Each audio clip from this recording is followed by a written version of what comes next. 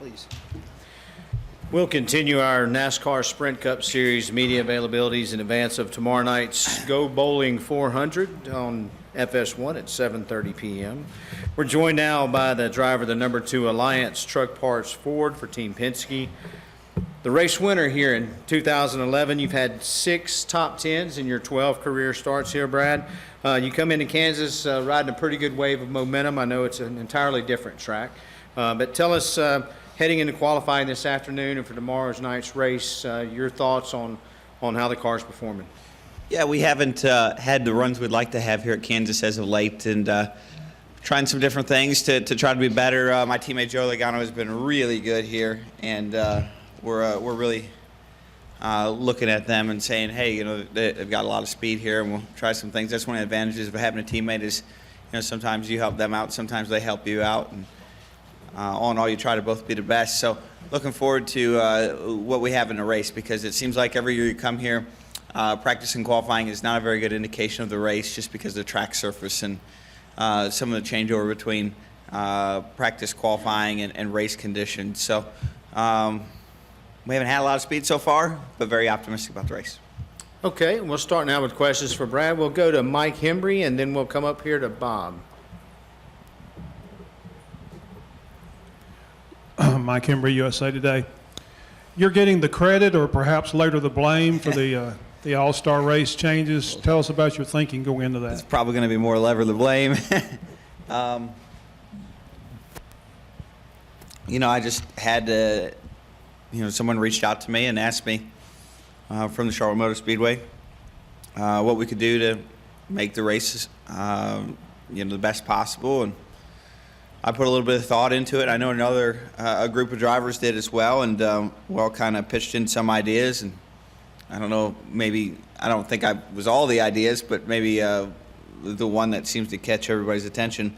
And I just wanted to see the race be something that I would want to watch if I was a fan, and something that I would want to be proud of if I was a driver that won it. And quite honestly, I didn't feel like the formats of the past few years were that way. I didn't, and so when sitting down and kind of going over it all, I kind of have this overarching theme that I think our sport's its best when at the end of the day we have kind of what I call common wins where everybody's happy, and those are easy to say, hard to do, but I think they're out there. And a lot of times we get caught up with trying to make maybe one group happy, and we forget that the sport is more than one group. So for this, particular format example, the idea was, how do we make the drivers feel like they earned it and the fans feel like they saw a great race? And it was really kind of what it came down to. And putting the format together was, I think somewhat of a collective initiative to do just that. So I feel really good about it. I think it's.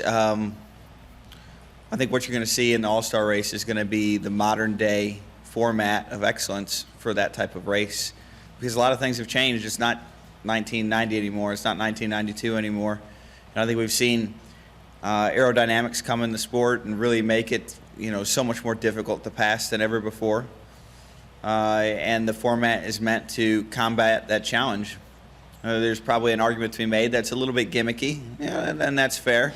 But it's the All-Star Race, and I kind of feel like the All-Star Race gets a free pass on gimmicks to some extent. And it should be a short, fun, amazing race. And I'm feeling pretty optimistic that it's going to be the best race of the year. We're going to go up front to Bob here and then just work our way back. Bob Hockris, ESPN. You said that a driver's going to have to earn it. What's going to make a driver have to earn it? Well, you're going to win the race one of two ways, most likely, and one of those two ways is going to be you're either going to drive through the field in 13 laps, which in my belief is earning it. Whenever you have to pass 12 or 13 cars over the course of 13 laps, that's a lot of passing, and I think that's going to require perfection from a driver, making all the right moves and understanding every little idiosyncrasy of the racetrack and his competitors. And vice versa, if a guy that's 11th or 12th or whatever that number ends up being gets the lead and runs away with it, he's going to have to drive his butt off because he's going to have such a natural disadvantage with the scenarios that play out that I think it's going to be extremely difficult for him. So either way, no matter who wins, you're going to have to fight hard. Where I think we've looked at the last few years' scenario, it was pretty simple. Win the restart into turn one, you win the race. And I didn't feel like that was an earn it scenario. Go right here, Nick. Nick Bromberg, Yahoo Sports. You used the word gimmicky. So would attaching a chase berth to the All-Star Race be too gimmicky, or because the All-Star Race is gimmicky, is that not fair? Yeah, I don't think it's out of line. Yeah, I don't think it's out of line. I can't think of really very many scenarios where someone has, I guess maybe Jamie McMurray was one of them, right? He won the All-Star Race too. That's a good point. I hadn't really thought about it, to be honest, but it seems fair to me. Seems like if you can win an All-Star Race, yeah, it seems pretty fair. Yeah. We'll go to the back of the room to Lee, and then we'll work our way up the right-hand side. Where did you come up with the 13, the number 13 for that? I'd like to take full credit for that, but I think probably more credit on that belongs to the Speedway of trying to come up with a number that would stand out. And for some reason, everybody keeps asking that question, why that number? And I think that's great. That means they were right.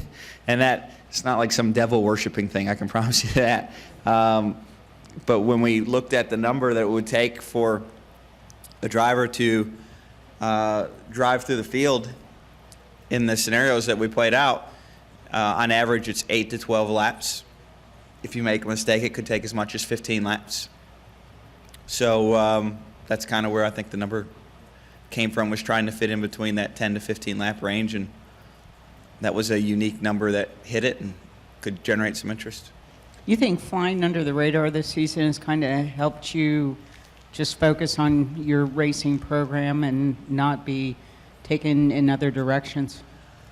Yeah, and personal life too. It's kind of good not having to deal with too much drama this year so far, but still pretty early, Lee. No, I did not look up demonstrative now. I was waiting for Nate to send it to me in a tweet. We'll go over here on the right-hand side to Jerry and then Alan. Jerry Jordan, Performance Racing Network. A couple questions real quick.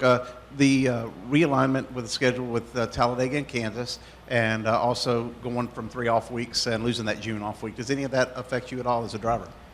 I don't know if it really affects us. I haven't really looked at 17. Still fighting really hard to get through 16. But, I look at the first thought that I would say when you bring it up is I feel bad for a lot of the crew guys. I know they really enjoyed that week off.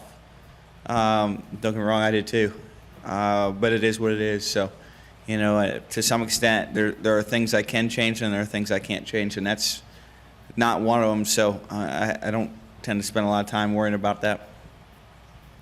We'll go to Alan and Todd.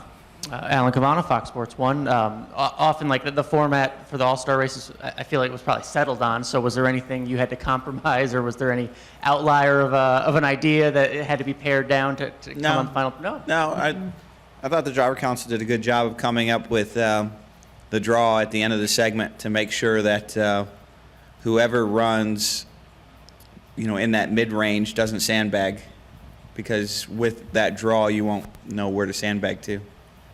And just finally, the track has changed. I mean, the new tire, new air package, all that stuff since last October. Could you feel it out there today? Is it a big difference? Yeah, it's a pretty big difference from this race to last fall for sure. Tires a lot softer. Cars have a lot less downforce. I qualified here wide open last year, and we're not even close to that this year. So I think that's certainly been a gain. We're seeing at least a half second slower in pace. We'll go right here on the front right to Todd and then back to Stan. Hey, Brad. Todd Palmer, Kansas City Star. I wanted to take you back to the schedule, and I was curious, when Talladega was the cutoff race, how much pressure did that put on you guys, knowing that it's such a crapshoot when you go to a super speedway? And so does it take some of that pressure off that now Kansas is kind of on that button? Yeah. And secondary to that, what is that? This is for 17, right? Yeah. Okay. But It's a secondary long to, ways from now. well, but I'm just curious, like because you've had that Talladega race sitting there for a while. I didn't know if, we make a big deal about, what it's like to go to that race, but I didn't know from a driver's perspective if you guys Yeah, thought it was it's a big definitely going deal. to change the feel of that race, in the sense that before you would go into Talladega, and if you had a good points cushion, you would probably ride around a little bit more.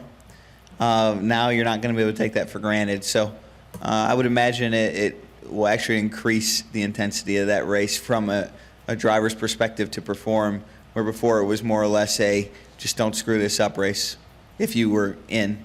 Yeah. But then it might lower the intensity too for guys that feel like they need to win to advance to the next round because of the deficit they had in the 2 races before. I can see it either way. It'll just be different. What about for Kansas now that it's in that position? Do you think that it'll make this race a little bit more intriguing as a result, since now it is a cutoff?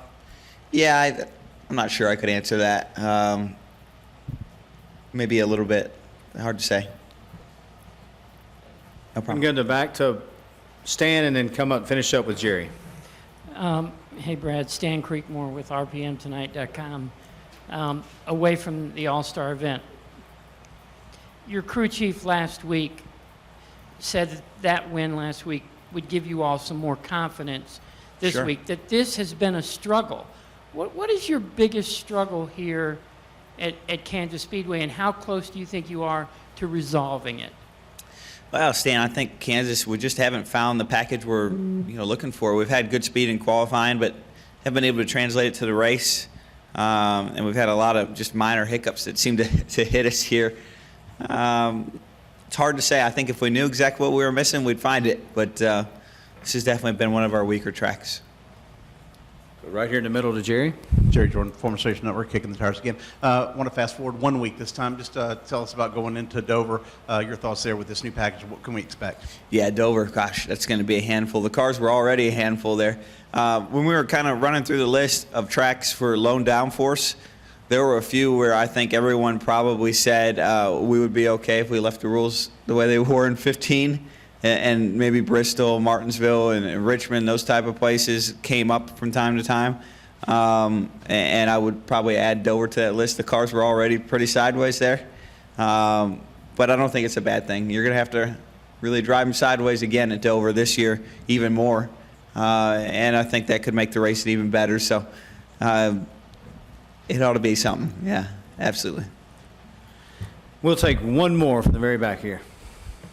Jim, you don't have no question? You're just hanging out? Okay, it's all right. Scott Trailer Racing Boys. Last year we were talking to you here in the media center, and I've used this phrase a few times, so I want to be clear. This is you speaking. You said Kansas Speedway has the biggest pucker factor, getting off down into the corner. I don't know if you remember did that. Last year, yeah. Yeah. So how much different is it this year compared to last year, and did it drop down the ladder a little bit on the pucker factor? Yeah, I would say for sure that the commitment level that causes the pucker factor has gone down because of less downforce. Like I said earlier, we ran wide open in qualifying here last year, and it was, whoa, I just barely made it. It's not going to be that way this year. The speeds are down a little bit, but the cars are actually harder to drive. So I feel more like a driver and less like a passenger than I did last year. Brad, thank you very much. Good luck this weekend. Thank you. Appreciate it, guys. Hard and soft tires, and be only allowed to use a certain number of units.